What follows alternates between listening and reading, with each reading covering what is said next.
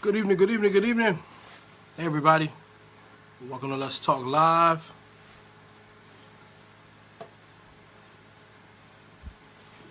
And I'm a few minutes late. I was pulling some things off the computer and some things.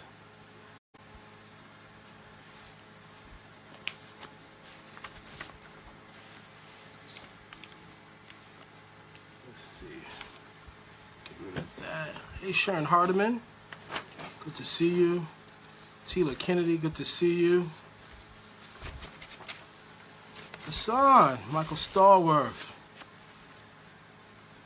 Kiki Renee, good to see you. Camille Brewer-Williams. Lexi Jolanda from Virginia. Lisa Brown, Kim Ratcliffe. Ooh, the number jumped really fast tonight. Sherry White, Jillian Sweat. Listen, you guys, Rashida's in the house. Please hit the share button for me. I would appreciate you guys if you did. Hit that share button. We're going to go ahead and have a good conversation. We're going to cut to the chase in a minute.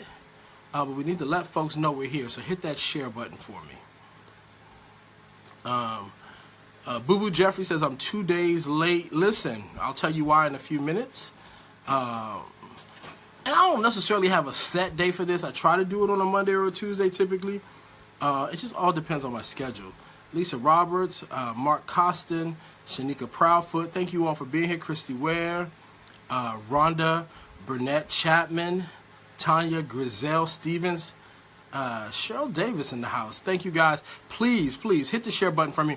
You know, I get an alert that tells me the amount of people who are hitting the share button. So I really appreciate if you guys would hit the share button for me. Let folks know we're here. Let them know we're having good conversation. We're going to deal with some things.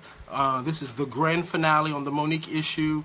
I'm going to handle this thing, and then I'm going to move on. Thought I was done last week. Didn't know I would still be coming up in interviews, but won't be coming up in anymore after tonight, trust me. And if I do, I won't be responding to it because I have a thriving career, and I'm only going to be dealing with folks who are working. I need to grab something from the printer. Is it done? No, not quite yet. Got some things I'm going to read y'all tonight. Just, hold on one second. Let me go. Got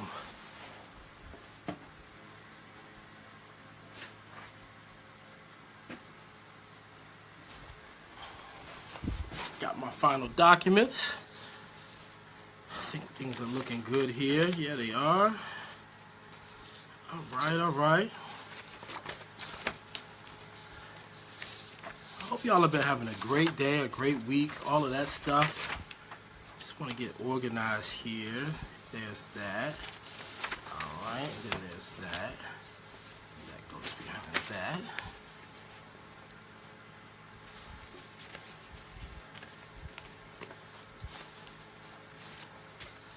All right.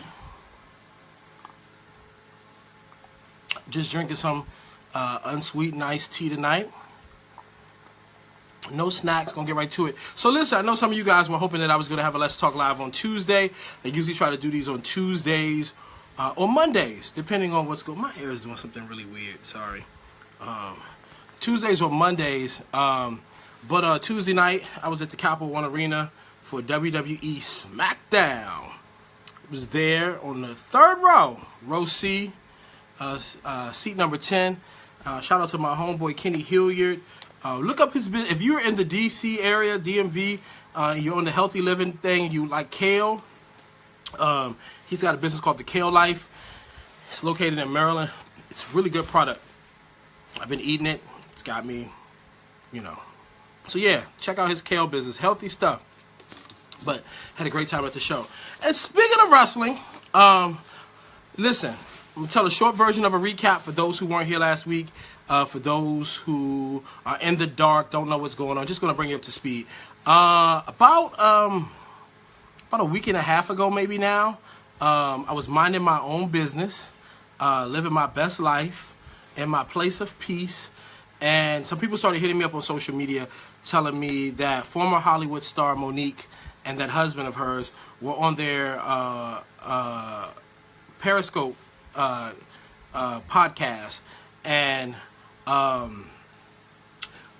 she was talking about me. And so they sent me the link to go look at it. They told me where in the video to start watching so that I wouldn't have to endure all that 70s black exploitation, my brother, my sister, halfway slave talk that they do.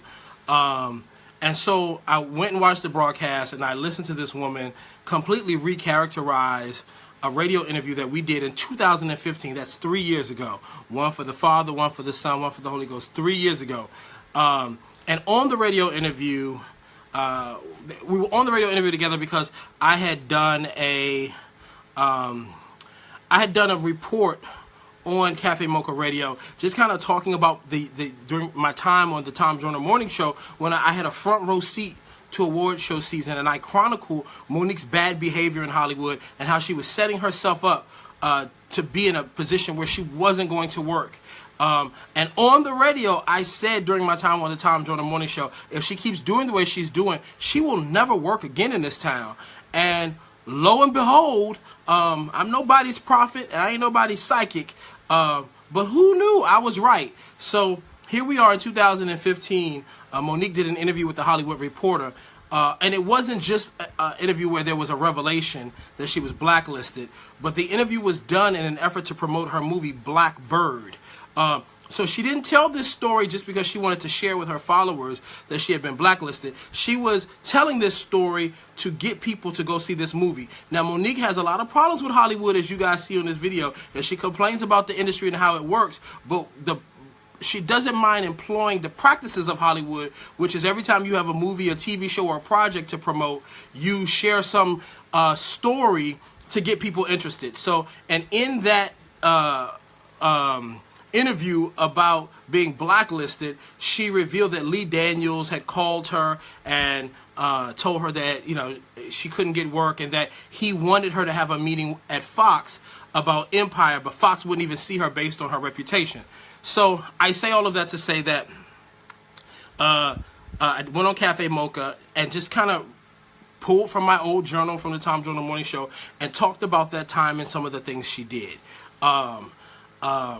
And Blackbird was an independent film. It was a movie that she was supposedly a producer of. So it was, she had vested interest in getting people there. So she didn't like my report. She called the executive producer. She asked if she come on the show.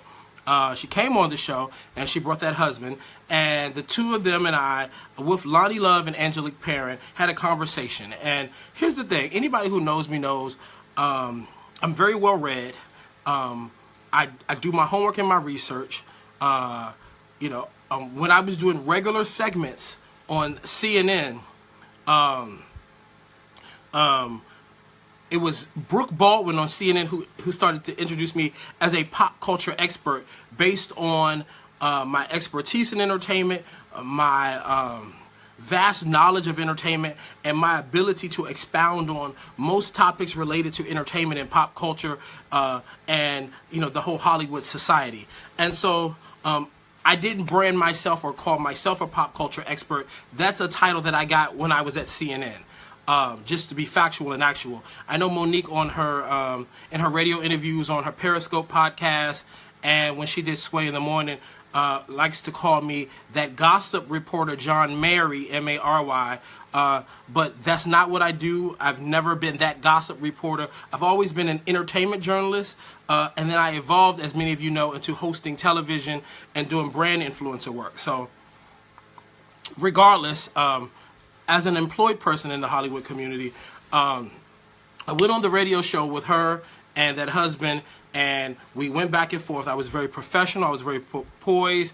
But I countered a lot of the misinformation that they gave on the show. One of the things that they said on the show, which was completely false, was that Monique was the first woman of color to host her own late-night talk show, which was not the case. On a national scale, as I said last week, Whoopi Goldberg was the first woman of color to have her own daily late-night show, but Wanda Sykes also had a late-night show on the weekends, and Della Reese was the first woman of color to actually host a late-night show because she's the guest co-host The Tonight Show. So, did that interview. Everything went off as very greatly. The Hollywood community responded well to it, and I moved on with my life. moved on with my career, have continued to work for the last 3 years. However, unemployable Monique and that husband were on their Periscope podcast about a week and a half ago and completely recharacterized how that conversation went, said that I was endorsing Hollywood's mistreatment of women, that me, Kim Whitley, and Cheryl Underwood wanted her to participate in an act of slavery, that I said that she should just be drinking champagne and eating strawberries in first class and should be content with that, and that I kept avoiding answering would I work for free. So that's how we got to this place. Those who watched my Let's Talk Live last week saw me address this then. I thought I was done. Was ready to move on, and then she went on Sway in the Morning and made reference to me again before showing up in my social media. So here's the thing. I did not watch the entire Sway in the Morning broadcast because at this point in my life, I can't not stomach Monique and that husband and all that my brother, my sister, kumbaya, my Lord talk. I can't do it. It drives me nuts. I don't believe that the things that they say and the delivery in which they give it is authentic. And so because of that, I can't stomach it. And so with that in mind, somebody sent me a clip where she said she was the most decorated comedian alive. Well, I know that that's factually incorrect because Whoopi Goldberg is the only comic that currently has an EGOT. For those who did not see the video that I cut in response to Monique, an EGOT is a select group of people, I think there's 13 of them at this point, that have an Emmy, a Grammy, an Oscar, and a Tony. They are the most prestigious awards that you could have. There's only a select group of people that have all of them, and it is the most decorated group of people to have the combination of those four people. Now, anybody who's in Hollywood understands what most decorated means, and they understand that that award is that prestigious that only a select group have it. So I cut the video breaking it down. Monique got upset, and she showed up on my Instagram timeline. And because I like facts and figures, I'm going to read you the correspondence. She said, and I quote, and here is my printout of what was on my Instagram timeline. Brother, I must give you an education. Our beautiful sister Whoopi is not a stand-up comic. Just ask her, brother. Love you to life. Now, before I even read to you how I responded, I just want to point out to you that Whoopi is an EGOT winner. Emmy, Grammy, Oscar, Tony. Now, here's the thing. Whoopi has a whole lot of other awards, but she has the four most prestigious awards that you can receive in this business. Emmy, Grammy, Oscar, Tony. And the Grammy in her EGOT, guess what it's for? A comedy album. So I'm not sure, what alternate universe that Monique doesn't think Whoopi Goldberg is a comic. I'm not sure that why she doesn't recall that Whoopi did those comedy specials with Robin Williams and the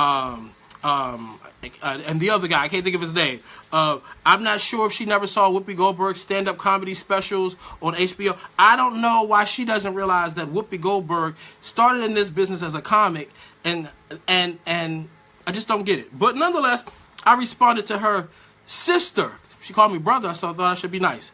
Not only have I worked with Whoopi Goldberg while co-hosting The View, I've twice attended her stand-up comedy shows at Treasure Island in Las Vegas. That's me, myself, and I, Jawn Murray. I went to Whoopi Goldberg's stand-up comedy shows at Treasure Island in Las Vegas.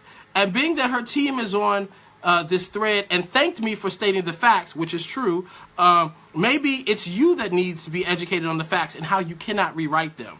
Just as you did on the Cafe Mocha radio interview when you stated you were the first woman of color to host a late night show, dismissing again Whoopi's accomplishment. #facts. So after I responded that way, Monique then responds. Here's the second group of responses. This is Monday on my Instagram timeline.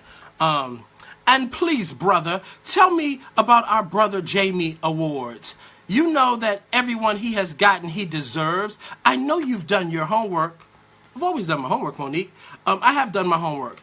And I would not have to fact check you if you would keep my name out of your radio interviews. Because as a journalist and pop culture expert with an education and professional credits to back it, not the quote gossip reporter John Mary, like you've been saying on air, I live in a world based on research, facts, and figures, not made up statistics and rewrites of history. But I wish you all the best.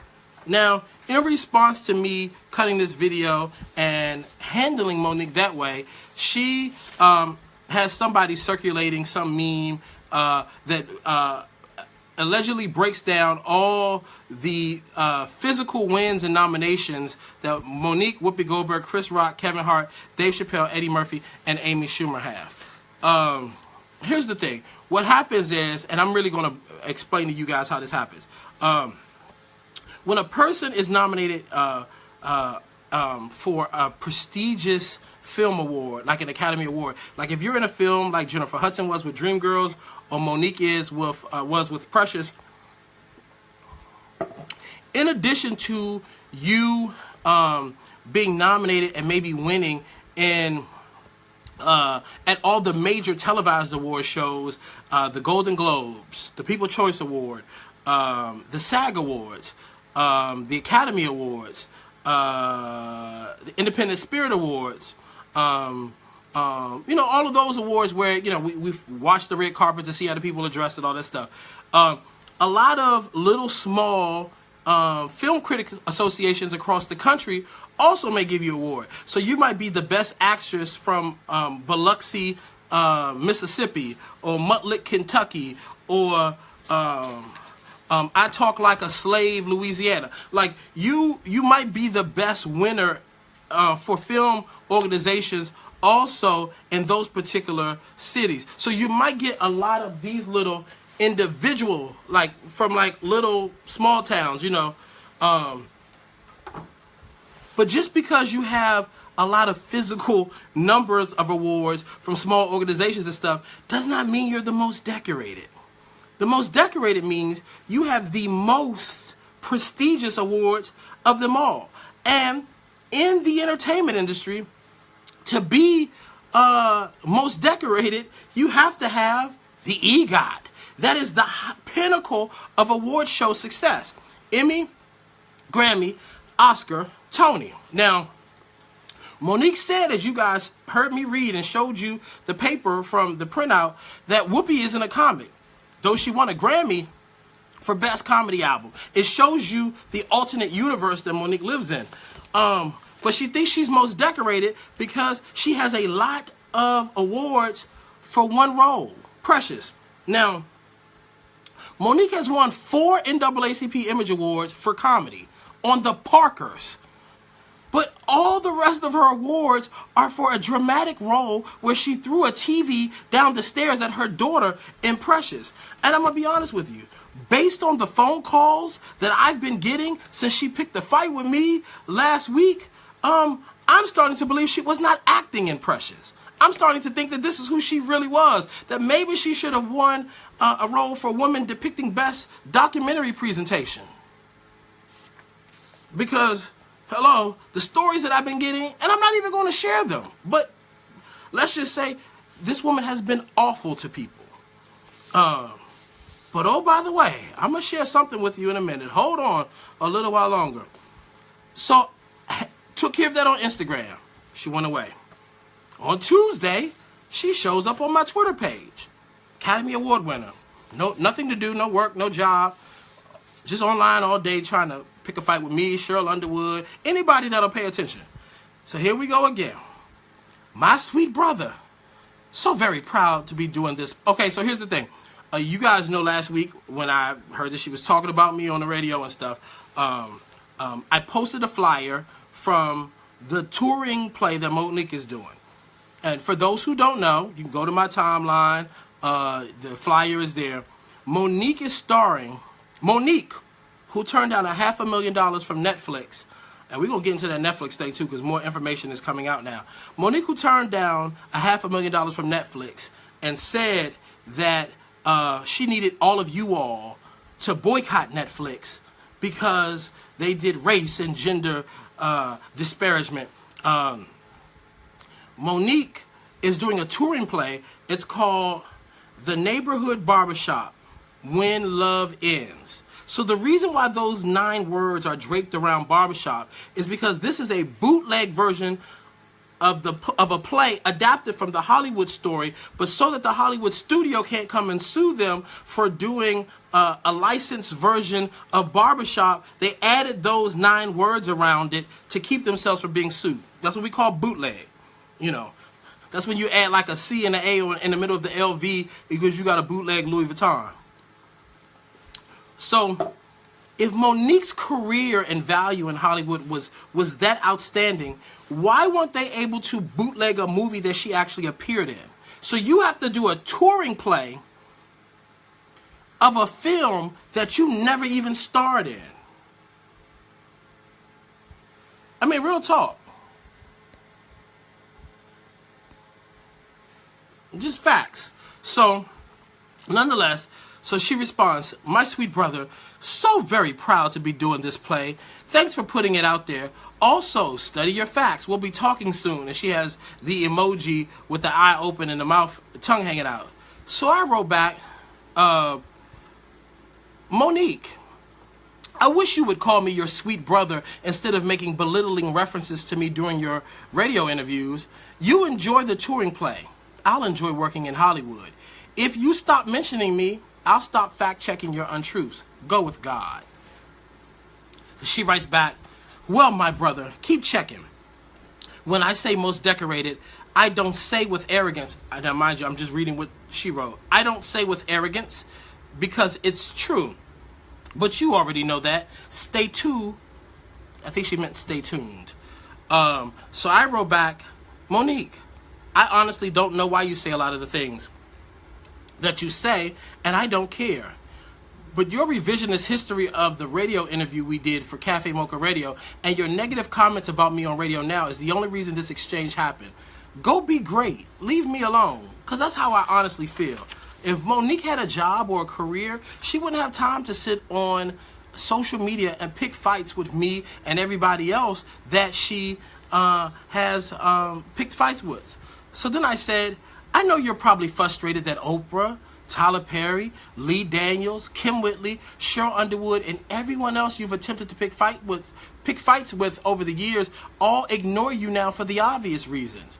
You're an unnecessary distraction, and now I'm following their lead. She writes back, don't be a coward, Jawn. First of all, I'm so excited that she's learned how to say my name because she was calling me Juan for a long period of time. But don't be a coward, Jawn. Join the rest of the folks you name and have a conversation with me. No, a conversation with you would make you relevant. So you like these conversations because what it does is it generates press for you, and press keeps you connected to an industry that won't hire you. So that's why you like these back and forths. But after I address this today, I'm completely done with it. So my final response to her is, most people buy a new puppy when they want attention. I suggest you try that. Move on, lady. It's been 8 years since the Oscar, 3 years since our radio interview. Stop living in the past. Find your new purpose outside of Hollywood, and I wish you all the best. When I say from my heart of hearts, I wish Monique all the best. I don't know what is going on with her. I believe that there's some type of mental disconnect now. I believe that something has gone awry. I would say for her to go on Iyanla, Fix My Life, but she'll never work on OWN because OWN and Oprah Winfrey are on the list of people that she'll never work with. What do you mean, John? What do you mean the list of people? Oh, there is a list of people who would never work with Monique ever again. So let's discuss them. Lionsgate, they did Precious. Tyler Perry, she disrespected him. Oprah Winfrey. Oprah Winfrey, I'll get to the Oprah Winfrey thing in a minute. OWN, Oprah's network. Lee Daniels, for all the obvious reasons. Fox, Will Packer. I'm going to tell you about the Will Packer situation. ABC, she was up for a job there recently. They didn't hire her because of her reputation. BET, the CEO there said working with Monique was one of the worst experiences of her career. CBS and The Talk. Now, she's online begging Cheryl Underwood to put her on The Talk, but she was disrespectful to Julie Chen, who's married to the chairman of CBS, when she was on Sway in the Morning. Do you think you'll ever work in CBS talking about Julie Chen? So, CBS. TV Land. I had a friend who had a meeting at TV Land, and the president of the network said that they were going to take a meeting with Monique, and then heard of her reputation and canceled it. Netflix, and lastly, Universal Pictures. Universal Pictures is where she did Almost Christmas. Well, why wouldn't Universal Pictures want to work with her? Almost Christmas came out. Monique appeared to promote it. She seemed to do a good job. Yeah, I thought so too. Till I got this email forwarded to me by somebody, and it's Will Packer addressing that husband of hers with some of the things that Monique was doing behind the scenes. So let me share with you some of the things that happened behind the scenes at Almost Christmas so that you understand why Monique is unemployable in this business. And mind you, there's so many stories I could tell as I sit here in front of all of my awards, like her and Sydney stood there in front of all of their awards. You know, I got my award from DECA, marketing. I got my Fake Academy Award. I'm here with my awards tonight too, since awards are the theme of why we're having this dialogue. But let me find a place in the that I can read without, you know. Let's see here.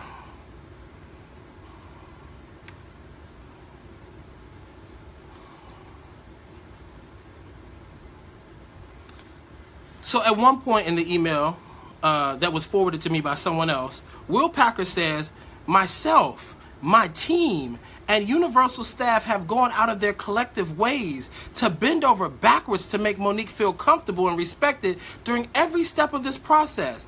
You have rejected reasonable attempts at positive and proactive communication. Monique is an immensely talented actress who deserves better representation than that. Even all of Hollywood is telling her, that husband of yours is going to ruin everything. And to think that you have directed your vitriol at someone who was an advocate when it was time to cast this film, even though I was warned by numerous people around the industry about hiring Monique, primarily because of the transactional cost of dealing with you. So, translation. What Will Packer is saying here is everybody in this business told me it was a bad idea to hire you. I hired your wife despite the fact that people told me not to, and now that I'm in the thick of things with you, I realize you're the reason that nobody wants to hire her. He continues, I pushed for her. Your reputation precedes you, and I still advocated wholeheartedly to have Monique involved in this production. I said I will not allow what others are saying about my sister to keep me from giving an opportunity to a tremendous talent. And now, here you are being true to past form, attempting to swindle additional money from a production studio producer. Oh, well, what do you mean swindle money? Well, apparently, at multiple times while shooting this movie, that husband of hers went to the studio to try to shake them down to get more money from Monique for various ancillary things and complaints. Hold on, there's a race issue in here that I want to deal with. And I read, I understand you have brought up issues with production. Let's spend a little moment there. Your accusations are unfounded. You took major issue and exception to the number of white people on the crew, despite the fact that I pointed out how extremely diverse our film crew was and that we had an overwhelming majority of black department heads.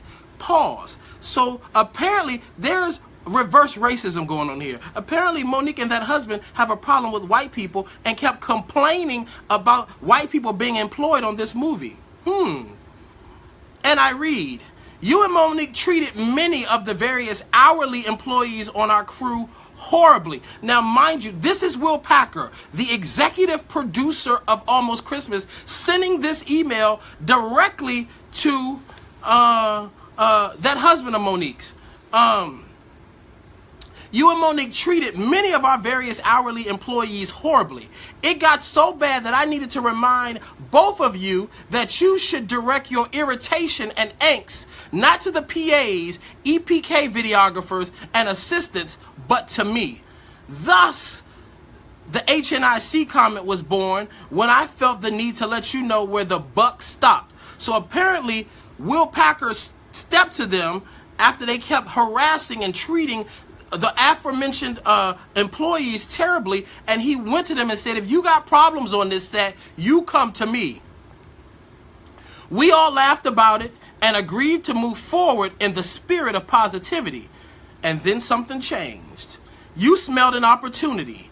Your subsequent faux outrage around that phrase, even going so far to spell out N-word and forward it around in an attempt to make it seem more egregious, is disingenuous, especially coming from one of the funniest and foulest mouth comedians of her generation, who has even referred to me as the N-word.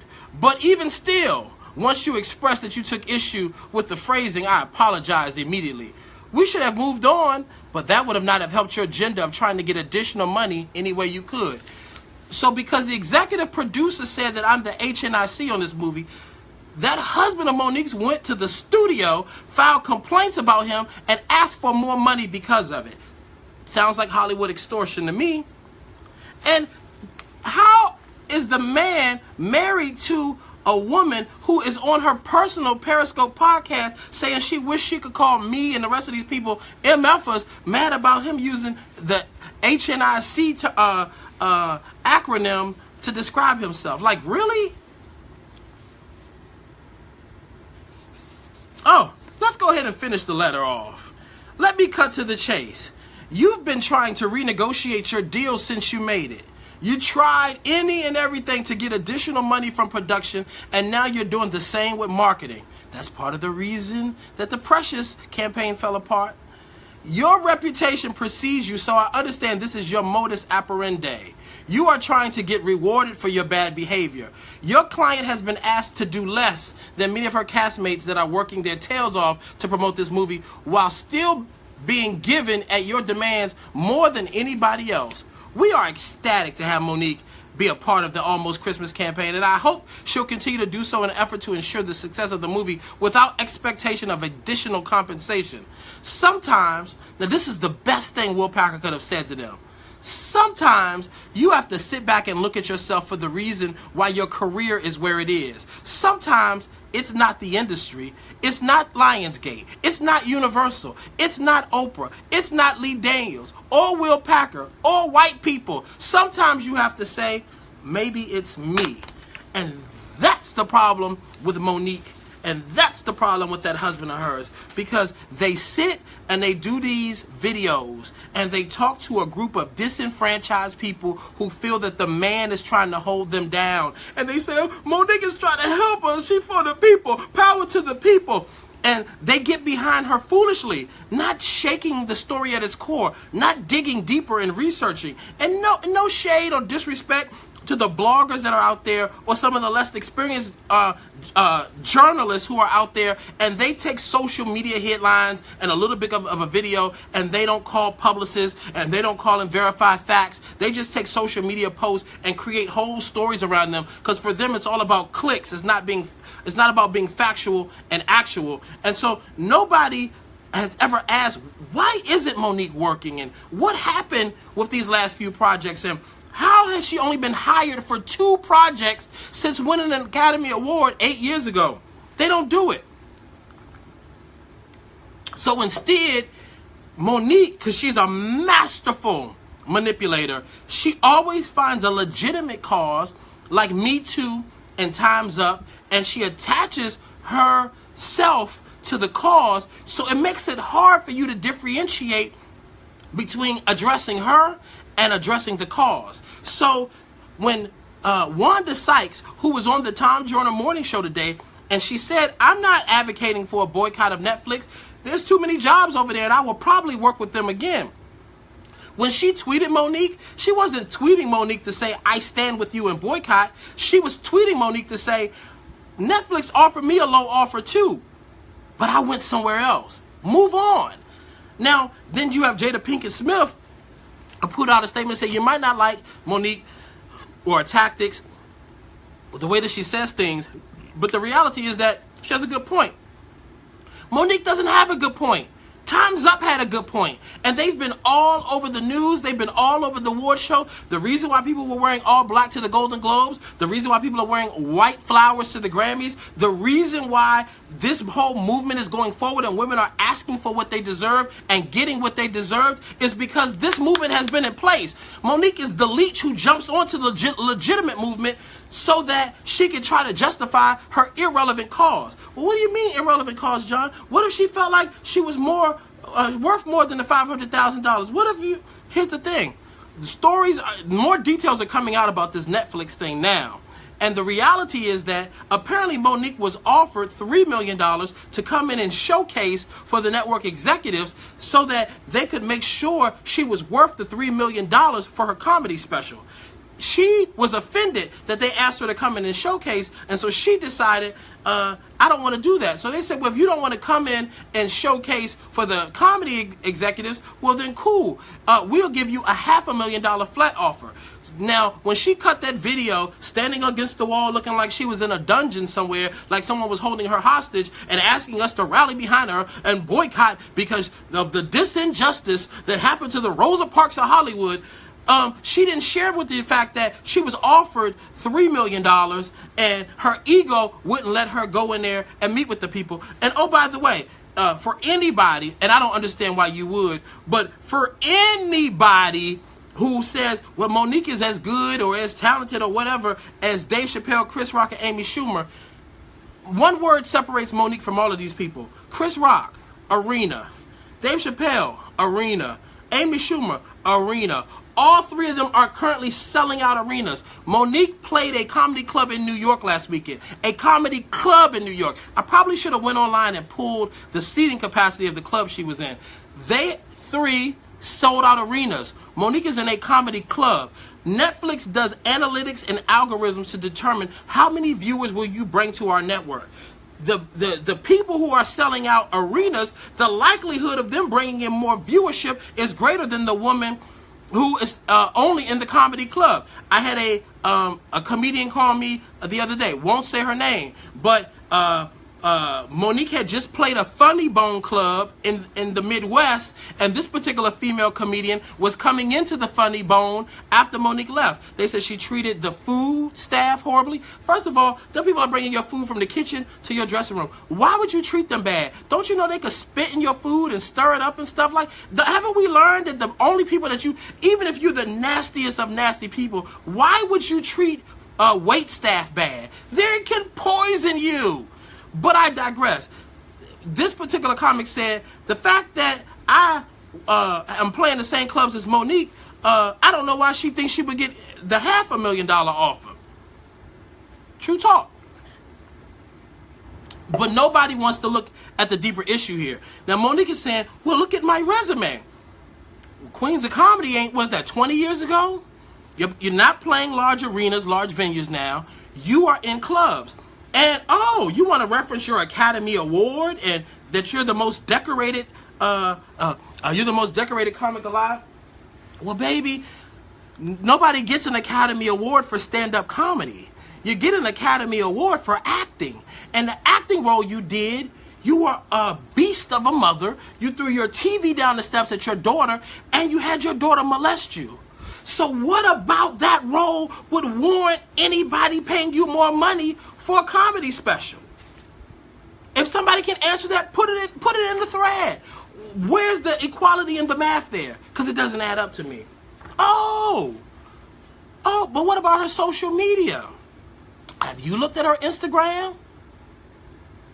Oh, Monique got his workout videos. Maybe she should have went to Netflix and asked for a Zumba special. Maybe they would have paid her for that, since her whole page is full of workout videos. Would you like me to pause so you can check the Instagram page? I'm just pointing out facts here, people. We just do factual and actual. Now, it was also reported, you guys can find it online, Monique had a lien on her house. which means that the money must be getting funny. So you're going to turn down $500,000 and ask people who follow you, most of them who have never seen $500,000 in their life, to boycott a streaming service when you probably could have used that money to pay off. Ooh, I don't even have to finish the sentence. It is what it is. But here's the thing. Hold on, I just dropped one of my pieces of paper. So here's the thing. Monique has put out several videos dogging out Oprah Winfrey. Now, how can you say that this campaign that you're on, you're doing it to advocate for women? You're promoting for women. You're standing in the gap for all women. If you were pro-woman, you wouldn't have stood on stage at the Apollo Theater at a Mother's Day conference and told Oprah Winfrey to suck your dick. Women who are pro-women don't disrespect other women that way. If you were pro-woman, you wouldn't have been on a video on your own social media page last night and you wouldn't have called Cheryl Underwood a bitch. Women who are pro-women don't talk to other women that way. And I saw the whole part where, you know, your husband is crying. And I promised my mother.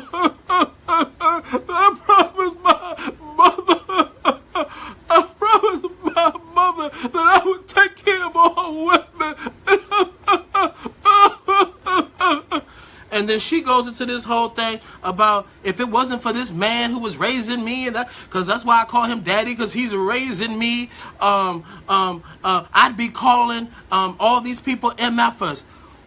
If you're all about positivity and advancing the culture, you're doing it for the culture, you're doing it for the women, you're doing it for all things positivity. I'm standing in the gap for Tiffany Haddish and the rest of these people. Kumbaya, my Lord, we shall overcome someday. You would not talk to other people of color the way that you do. Because here's the thing. In all of my responses to Monique, I've never disrespected her.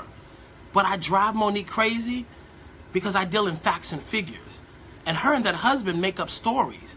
They make up statistics. They make up facts about Hollywood, and people who don't work in the community and the culture, well, they don't know any differently.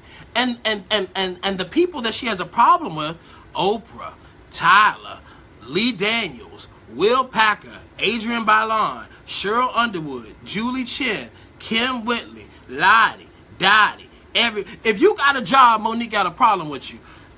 She has a problem with those people because the reality is that none of them will respond to her anymore because she's just an unnecessary distraction. But just in case somebody buys into her argument that Oprah Winfrey has never stood up for women's issues, maybe you never saw her talk show. Or maybe you never saw the speech at the Golden Globes that had people wanting Oprah Winfrey to save the world and was hashtagging Oprah 2020. But let's just deal with a little bit of what Oprah Winfrey has done for people of color. And all of which she don't have to pat herself on the back for it or do a TV special or a Periscope podcast and brag about it. Do you know how many black men of color that Oprah Winfrey has paid a full ride through Morehouse University? Did you see that episode of the show? One of her final shows when her staff surprised her by having all those black brothers come out there and march around that stage that she had put through college? Or what about her school in Africa where she's getting education to all these girls and giving them a chance at running the world in a way that they wouldn't without Oprah's school out there? Or if you want to just deal with like the Hollywood aspect of it, Kim Whitley will tell you, before she did her show Raising Whitley on OWN, people would come up to her and be like, hey, Jackie, can you do Sandra Clark? Like, they couldn't separate the two of them. But because Oprah took a chance on Kim after having an arbitrary dinner where she learned of her story of adopting Joshua, she gave her a show. And for like 4 or 5 seasons, Kim became a household name, and it really helped to change the scope of her career. Or let's talk about Miss Robbie, a 70-year-old former Ike and Tina Turner background singer with one soul food restaurant in St. Louis, who now has a half a dozen soul food restaurants, a cookbook, is a household name and is in like season 5 or 6 or 7 of her reality show. The woman is more famous now than she ever was as an Ike Turner backup singer. So you can't say that Oprah, the woman that everybody was trying to get to save the world and was tweeting Oprah 2020 just a few weeks ago, hasn't done nothing for black people. What have you done for black people? Monique, I have not seen you at any of the women's marches. I didn't see you out there with me on the campaign trail trying to keep Trump from being elected president of the United States last fall. What have you actually done for people of color other than raise hell on the internet? Other than call people out and disrespect them on your Periscope podcast? What have you done other than disrupt people of color's business? You have only out of everybody who you've been disrespecting lately, the only non-black person that you're calling out is Julie Chen. And Adrienne Bailon, she's Puerto Rican. Black adjacent. Everybody else, you have disrespected almost every successful black mogul in this business. And you know why you disrespect them? Because they attempted to help you. Anybody who's tried to talk sense into you, anybody who tried to talk you out of sabotaging your career, Oprah Winfrey called Monique at home during the Precious campaign when Monique's husband told Lionsgate that it was going to cost them $100,000 for her to go to the Toronto Film Festival to promote Precious. And here's the thing, just so everybody knows, you do not get paid as a Hollywood actor to promote your movies. I repeat, you do not get paid as a Hollywood actor to promote your movies. Promoting your movies is considered an extension of your existing job responsibilities. Your job does not end the last day on the set when they say cut.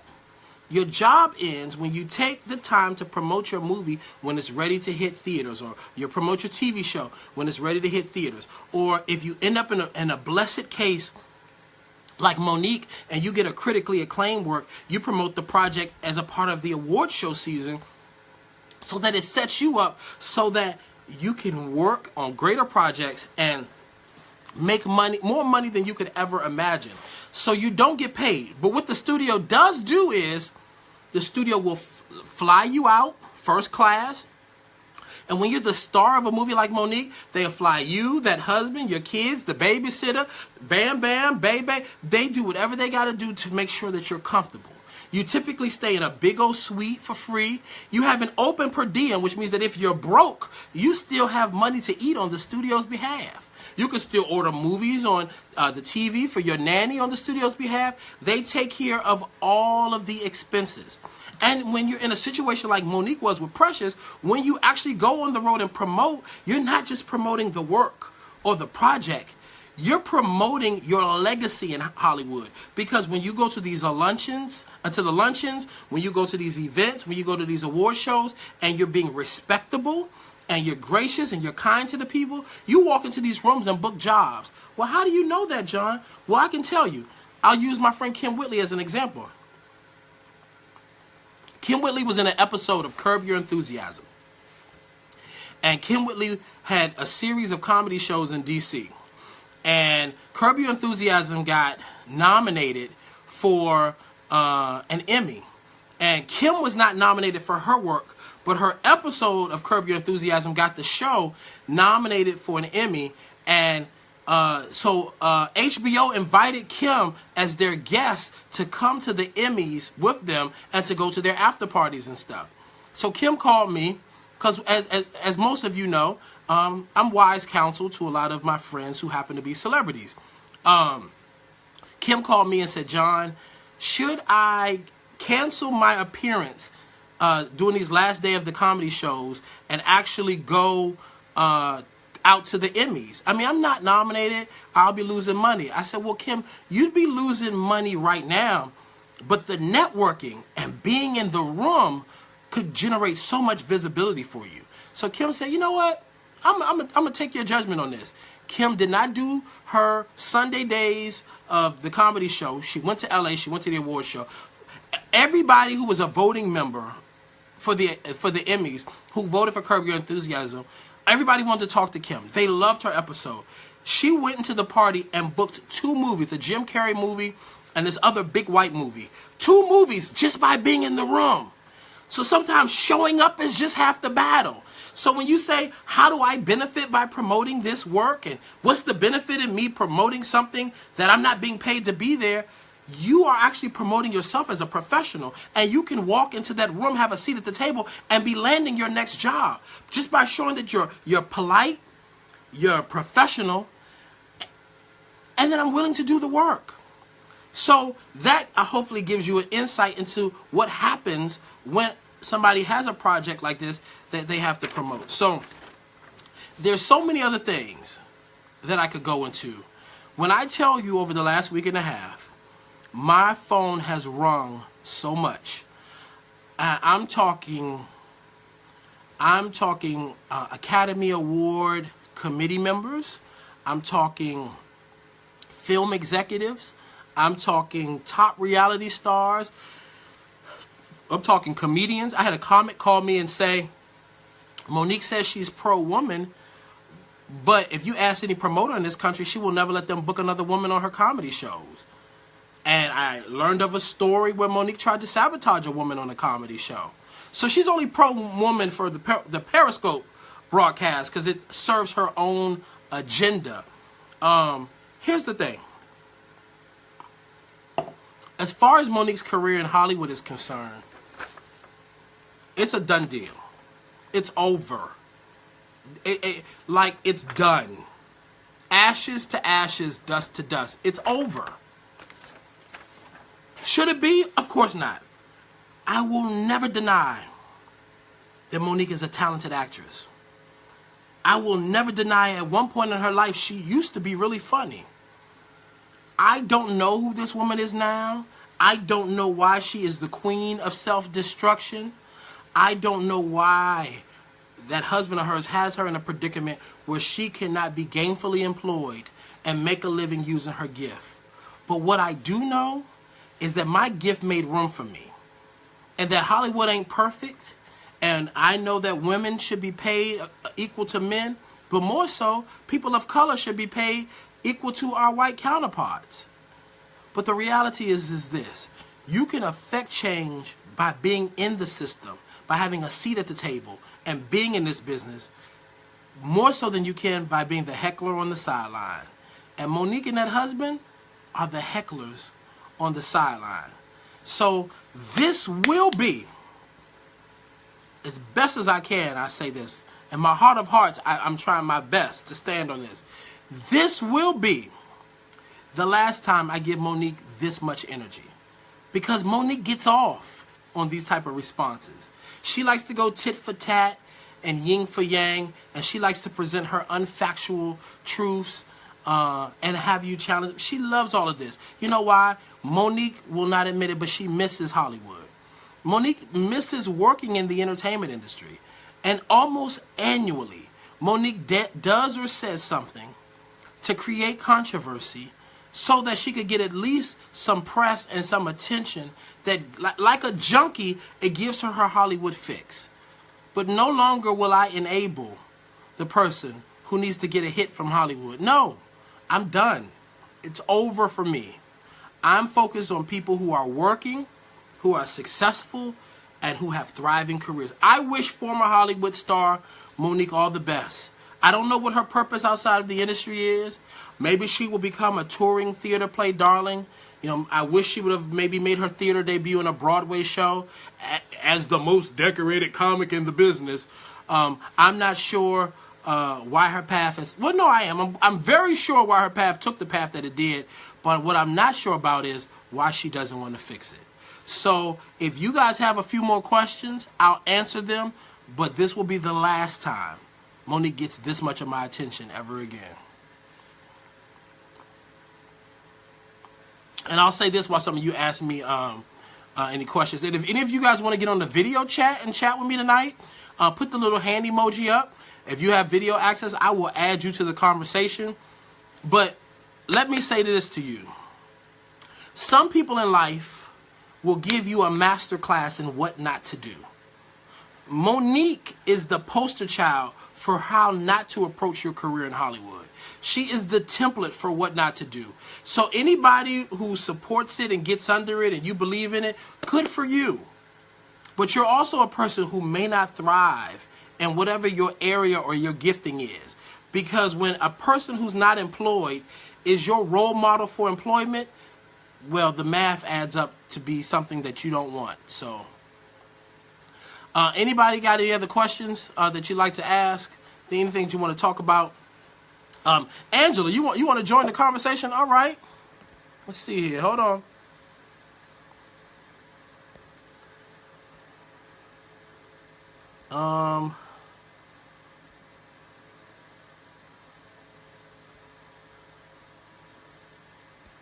Hold on, Angela. I'm trying to figure out how to get you back in the...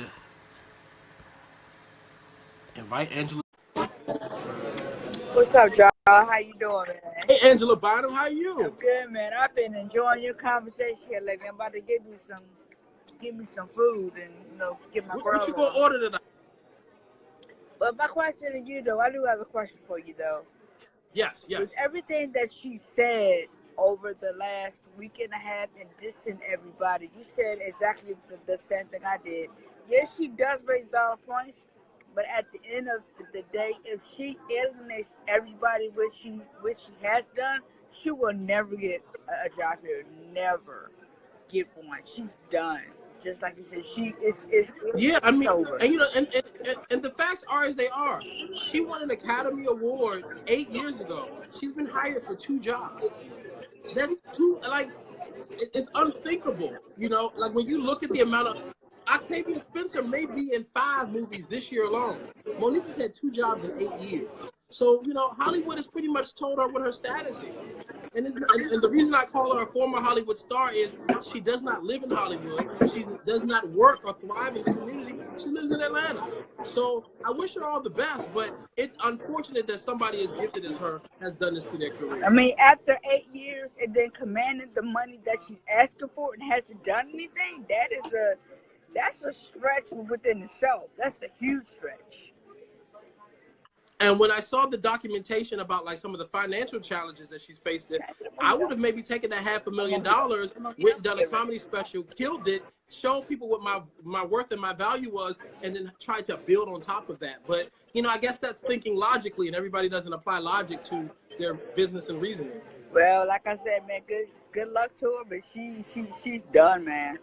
She's done. Well, thank you so much for chatting with the video. Most people are scared to get on video, so I appreciate you joining in with me tonight. And thanks for being a regular around Thanks, here. man. Love you, man. All right, love you too. All right, Derek Williams wants to get in the conversation tonight.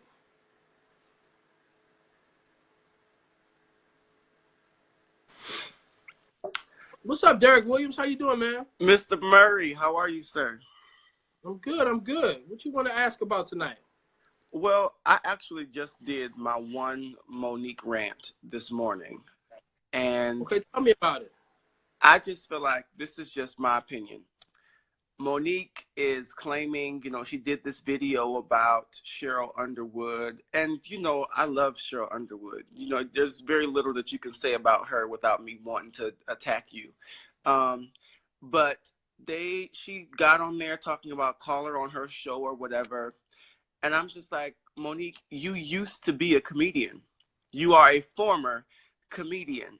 Therefore, you can't get paid what other comedians are getting paid. If I walked back into AT&T after having worked there for 4 years, I can't expect to get paid what senior members are getting paid because I was here 4 years ago. And I'm like, Monique, you haven't been a comedian.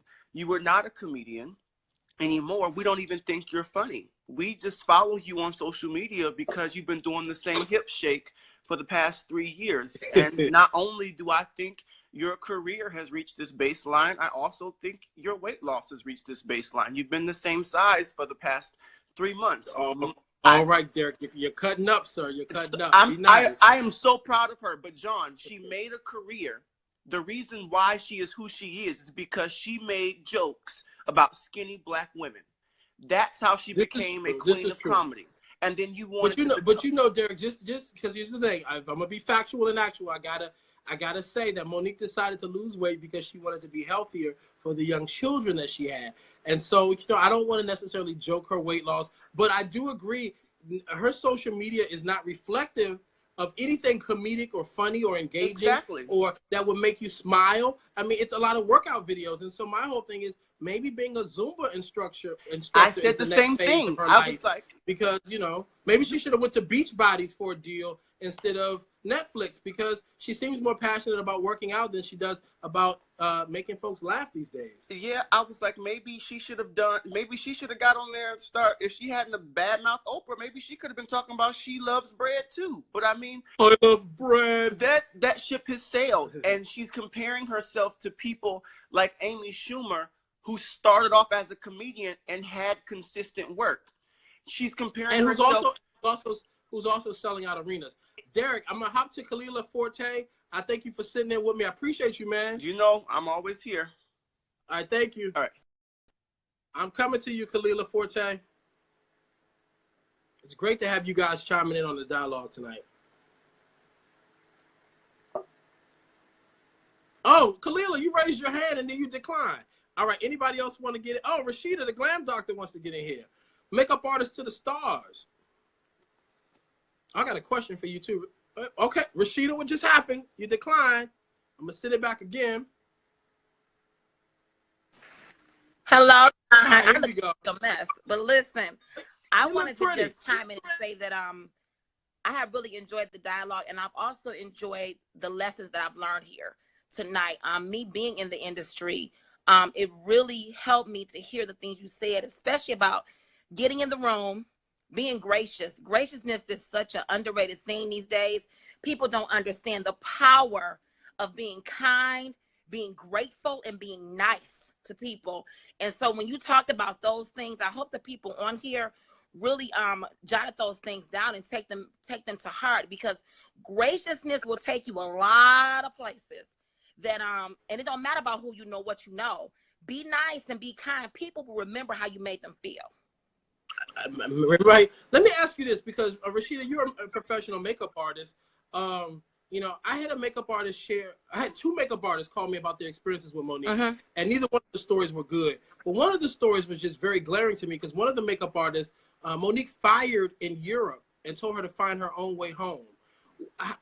As somebody who has traveled with stars and who, it's a service industry. You're there to make them look and feel beautiful by accentuating their natural beauty or whatever. How would you feel if one of your clients fired you in another country and told you had to find your own way back home? First of all, I would have that covered in a contract. That's number one. Like, that will already be covered in a contract. Okay, if you fire me, that's cool, but you're not gonna make me get my own way home. You're not gonna be able to get away with that. You know what I'm saying? That's not gonna happen, because I'm gonna have all my stuff in writing. So that, I don't know what that makeup artist had in writing with her, as far as her plane tickets and stuff. So that's kind of jacked up. But that's a real, man, that I know people have gotten sent home from plays. Uh-oh. Well, listen, Monique is now in a play, so there's some people that actually might be getting sent home. Rashida, thank you for chiming in with me. I'm going to get to this young lady, Yashia, and chat with her for a minute. Love you. That's my girlfriend. I love you, Sheikah. Bye-bye. Oh, listen, you got your whole squad here. I appreciate it. Okay, bye-bye. All right. Yashika, I'm coming your way.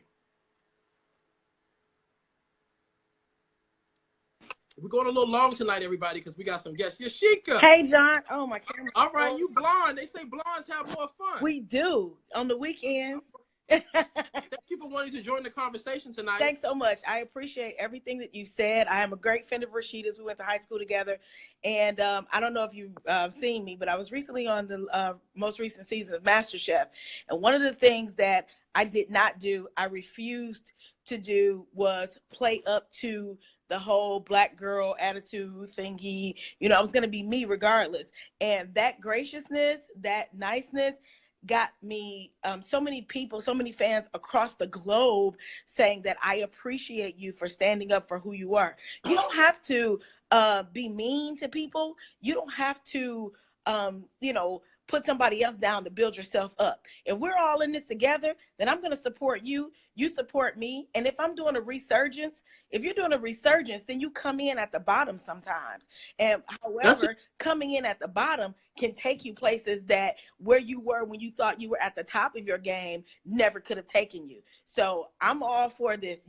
I appreciate the things that you said tonight. I appreciate, some harsh things with some stuff that was hard to hear, but it was truth, and truth always wins. And at the end of the day, if you, like Rashida said, people remember how you made them feel. And if you can't make people feel good, if people can't feel good being around you, I don't care what you do, I'm not going to want to pay for it because I don't feel good being around you. You don't make me want to have an experience. I like having the John Murray experience. Oh, thank you so much. I like having the Oprah experience. It just makes you feel a certain kind of way. And so, other than that, who would want to be around somebody, no matter how great you are or were or think you are, if you can't make me better or make me feel better by me being around you doing what you do, then I'm not going to want to pay for it, no matter how great it is. I'll go to the next guy who may not be so great, but it gives me that experience. I'll spend my money there and follow them in what they do and push them in what they do. So I appreciate everything you said. I got some great nuggets tonight.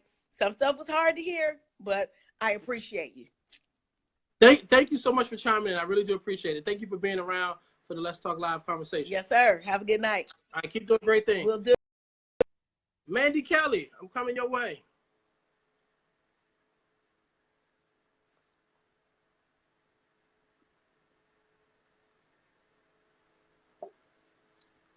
It's adding you, Mandy Kelly. Manda Kelly, I'm sorry. Looks like it's trying to add you. All right, it's connecting. Manda Kelly, how you doing? Hey, John. Wait a minute. I'm good. I'm sitting in my car. I couldn't even go in. I was listening to you. I was sitting in my car. Oh, thank you so We're much. We're neighbors. It's like when you're in the car. DC. It's like when you're in the car and a good slow jam come on, and you be like, "Ooh, that's my song. I can't go in the house till this song go Can't off." go in the house. Can't go in the house. And we're neighbors. I live in DC. Oh, you live in DC? Okay, cool. One of these times we're gonna probably run into each other at Busboys and Poets. Oh my gosh, probably 5th and K. 5th and K. There all the time. That's the one I like the most. You are so right. I was just having the same conversation with someone online, and they're like, this is about respectability. No, this is not about respectability. I'm sorry, it's not. I'm a teacher. She's crying over 500K. And as a teacher, educator, you should be making 500K. Our teachers and our nurses and our 911 operators are so underpaid. And she's crying over 500K. I would be so excited if someone said, hey, you get 500K for what you're going to do. But it's not even that. She's complaining about something that it goes beyond that to me. You're complaining about something and then trying to say, you people, meaning us in the Black community, need to do this. No, I don't need to do anything. I need to go protest that idiot living in the White House. That's it. Go protest so that they could quit pulling undocumented workers out of this country. I need to go down to Capitol Hill and make sure that they do something about these fake tax breaks. That's what I need to do. I don't need to stop watching Netflix, who just gave Shonda Rhimes a $100 million. Talk about it. To do whatever she wants to do. So don't talk to me about them being on the pay disparities case, because that's not what it was. They looked at you and said, hey, you're a risk, but we'll take that risk because we can make some kind of money and maybe this will help you. But she looked at them and basically spit in their faces. No, I'm sorry. I'm sorry, no. You can't tell me that when they just gave Shonda that crazy cash, and then not only did they give her that crazy cash, they looked at her and said, do what you want. Do whatever you want with it. Listen, thank you so much. That was great perspective. I appreciate you chiming in. I'm going to try to get a few more people in. We're going a little long tonight, but since this is the grand finale of this conversation about former Hollywood star Monique, I want to get everybody in. So thank you, and thank you for being a regular around these parts. I appreciate it. Thank you. All right, don't sit in that car too much longer, all right? Well, then you got to wrap it up. Okay, I'm going to wrap it up in a minute. All right, thank you. Hold on. Karan, I'm coming your way. And then I'm going to try to get Sylvonia in, and then we're going to say goodnight. Karan, how you doing? How are you, John? Good. What city are you in? I'm in Charlotte. Charlotte. That's a booming town down there in Charlotte. So many people moving to Charlotte. There's a lot of people coming down here, more than the roads can handle. But they still don't Look, that's the same thing the folks in Nashville say. So tell me your thoughts tonight. What you thinking about? Well, you know, I'm from Baltimore, and I go way back with Monique, back to the days when she was a full-figure model. We're talking about way, way back. I didn't even know she was. She was a full-figure model. She was a part of the troupe that my mother was a part of. My mother was not full-figure, but Monique was the signature full-figure model. And they had contracts with stores like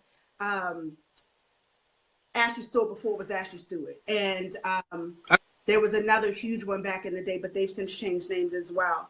But they used to go all around the country. And this was way before her comedy club in Baltimore. And I was explaining to my daughter that she did used to have quite a stronghold in the comedy community, especially when she had that club in Baltimore. But her work as an actor is what's gotten her those awards. Not only that, but her arrogance has kept her out of so much opportunity. It is really remarkable. When you said this is a masterclass in what not to do, one of the things I explained to some of my friends who don't understand, and me working with Black Girl Nerds as a correspondent in the entertainment community, is you don't poop on press, because it could make it break you. And when you carry that kind of arrogance around, and one of the things that came up, I wonder at what point is she going to realize that these issues didn't begin until Sydney became her manager. Ooh, come on. If we was in church right now, I say that. What? They didn't begin until he became her manager. And I'm wondering why, and this is public information, but it just came to my mind today. Every time she's doing a video from her house, the walls align with Naughty Pine. I'm not understanding that. But well, you said the walls align with Naughty Pine. What's Naughty Pine? Naughty Pine is that wood that used to be in our basements in the 70s and 80s. Very old houses that have not been upgraded have Naughty Pine. Very old houses. So it's just an observation. But when you carry that kind of arrogance, it is what it is, son. She made it public, not me. I'm trying not to laugh, but it's making me cry. Ooh, and I even know what 95 was. That's why it's so warm in those rooms, because she doesn't even have good light. Come on, man. You've been doing this you're a legend. Where's your light? Find the light. I'm crying like Sydney was last night, for real. Oh, Jesus. Listen, thank you. She had a great career. She had a great run, but it's not even an issue of being humble, because a lot of what she said is true about the disparity in pay with Black women, especially in comedy. It's true. You that cannot be disputed. But the way she went about this, you just and this is the point I made earlier. Yeah, a small portion of what she was saying has some legitimacy to it, but she's attaching herself to a legitimate movement. Time's Up has been in existence. They were doing the work. They've been doing the work all year. It's an infrastructure that was being put in place last fall. I mean, so there's already a fight there. So when you attach your personal agenda, which is starting to fall apart now that we realize that they really actually offered you $3 million to come in and showcase for them, so they can make sure that you were still funny before offering you the $500,000 flat rate. So you attach your personal agenda to a legitimate movement, and it compromises the discussion. You know what else nobody's talking about? Netflix said never mind. She didn't walk away from the table. They didn't give her a chance to. Netflix pulled the deal. So as long as we keeping it real in the hood, you know what I'm saying? Netflix pulled the deal. They said never mind. And that was before she posted her first video. They walked away from her at $500,000. And they did offer her that $3 million. You're talking good, my sister. Thank you for sitting in with us tonight. Good to see you. We'll do this more often, Absolutely. all right? Bye. All right. Savonia, I'm coming your way. I hope you guys don't mind. We're going late tonight. We're having good conversation. Just wanted to get some other people in so that it doesn't feel like this is just me talking. I really want to hear the heart of some of you guys and see how you've processed some of the things that were said, some of the things that are going on. And I learned what Natty Pine was tonight. So, Savonia, all I see is the black screen. Where you at? I'm here. I can't see you. Maybe the connection's not good. I don't know. Oh yeah, you kind of sound like you talking through a Wendy's drive-through. Maybe not. Okay, But in a little bit. Who wants to? Okay. Tell me what you want to say. Go ahead, get to it. Okay. Well,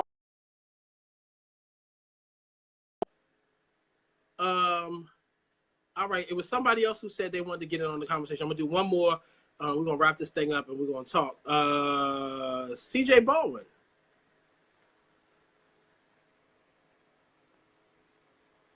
I know a lot of y'all was trying to get in here tonight.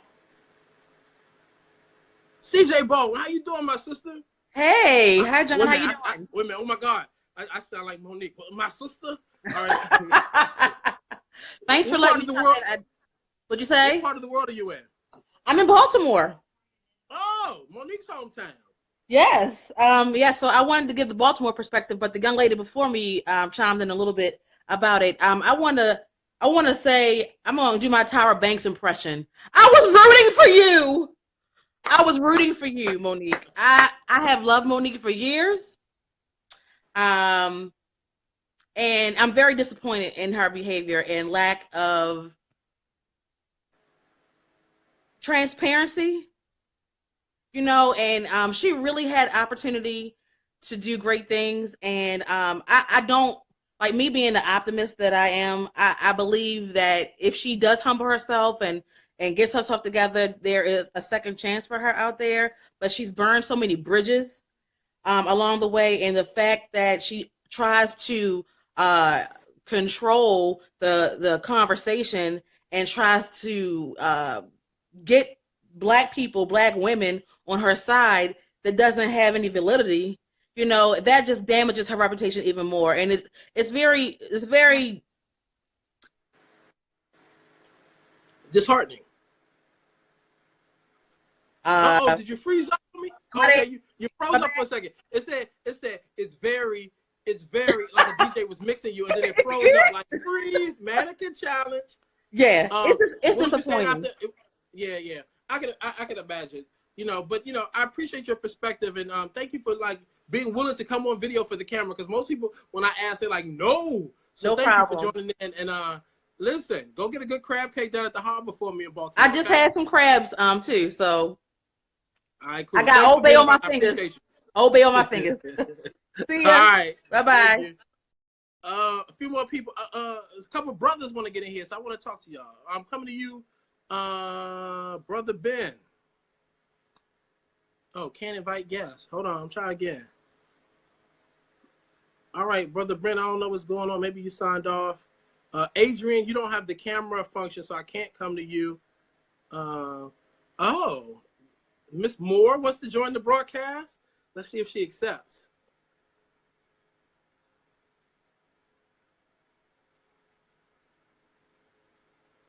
All right, it's trying to add you, Miss Moore. Miss Jenny Moore. Oh, she declined. Why'd you ask then, Miss Moore? Okay, I'm gonna try you, Brother Ben, one more time. It says I can't invite you. I'm not sure if there's a configuration issue or something here. I'm gonna try Moni B. And then we're really gonna try to wrap up. Thank you guys for being so willing to join the conversation tonight. I really do appreciate it. Moni B, hey. Are you in your car too? How you doing? You got good. I am. Hey, my love. Are you in the car? You got good light in your car. I'm good. How are you? Yeah. Y'all are funny. Y'all characters just like me. I love it. Hug yourself, baby, while you're in that car. Hey, my love. My love. What you want to talk about tonight? Tell me what you're thinking. So here's my thoughts on it, and I spoke about it earlier today. I have a huge problem with the fact that she is trying to be just this martyr for her cause. That has nothing to do with any social relevance. It has nothing to do with anything that makes sense for anyone except for Monique to get some money in her pocket. Don't try to manipulate people with your fake sincerity about being a part of the issues and all that. she is a master manipulator, and finding out more information about the $3 million deal and all this kind of stuff. I'm like, girl, you can save that, my love. You need to go somewhere and have a seat, have several seats, have a stadium of seats. Ooh. That's my biggest issue. Listen, I love me some you. And I'm in Raleigh, North Carolina, Listen, straight out of the Bronx, but I'm in Raleigh. Thank you. Raleigh, that's Shirley Caesar time. That's Shirley Caesar time. We do church a whole lot, but I'm from the Bronx, New York. I'm from the Bronx. Come on, Boogie Down Bronx. One of my best friends, Coco from SWV, is from the Boogie Down Bronx. Yes. I went to church. Well, thank you so much. I went to church with Lily. Okay. Oh, okay. Yeah. All right. Well, thank you so much. Thank you for chiming in tonight. I appreciate you. Thank you. Bye. Okay, I'm gonna try you one more time, Brother Ben. Let me see if it works. Oh, I'm about to get a brother in the conversation. Brother Ben is adding you. There you go. What up, Brother Ben? Can you hear me? Brother Ben. I can't hear you. I can see your mouth moving. Nope, we can't hear you, Brother Ben. You don't got the mute button on, do you? Oh, you can't hear me either. Well, we tried. I appreciate you, though. Thank you. All right. Listen, we've exhausted this conversation. I just want to say for real, y'all, I appreciate you being in here. I get really good numbers for Let's Talk Live, but tonight the numbers were pretty freaking amazing. So thank you. We've been in here an hour and 20 minutes. This is going to be a long broadcast for anybody that comes back and has to watch the rebroadcast. But I have no personal agenda with Monique. I literally was minding my own business for the last 3 years. And all of a sudden, I started getting called out in radio interviews and stuff. So I wish Monique and that husband all the best. I wish them sound mind and mental clarity. And I pray that there is an awakening and that at some point they can get the help that they need to make better choices in life. And maybe she can resuscitate and come back into a community that has pretty much voted her off the island.